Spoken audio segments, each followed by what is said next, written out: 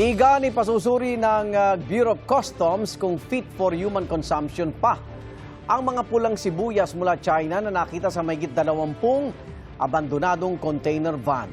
Ayon sa mga otoridad, ang pag-abandona sa mga sibuyas ay posibleng resulta ng over-importation. May unang balita si Oscar Oida.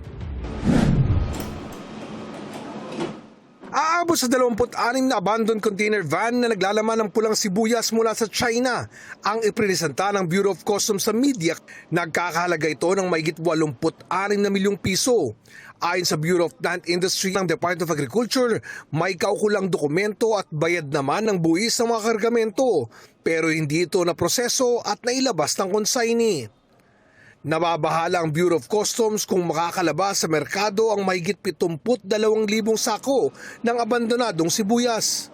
Yung timing ay maaaring marami nang nasa merkado ng mga sibuyas at papasok na rin yung harvest season. Yung bawat kilo at bawat piso ng mga sibuyas at iba pang agricultural products, kapag yan ay nakapasok, may epekto yan sa buhay ng ating magsasaka. Suspetsya ni Senador Kiko Pangilinan na chairman ng Senate Committee on Agriculture, Food and Agrarian Reform, kaso ito ng over-importation. Hindi maayos yung datos, kaya nagkakaroon ng over-importation. At pag nag-over-importation, itong sibuyas, pagka naka-cold storage ito, kayang umabot ng 6 na buwan. Pag pinasok ito ng December, diretso sa cold storage, hanggang March, April, okay pa siya. At isasabay yung paglabas. Hindi ba? Habang may harvest. Ang resulta, bagsak ang presyo dahil dumami na ang supply.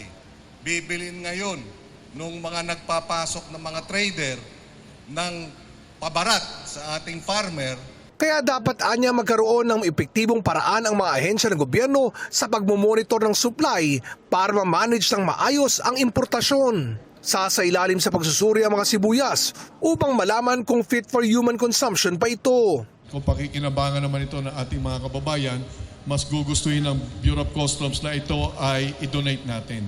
Kung ito ay pwede pang kainin ng ating ng mga tao, kung fit for human consumption.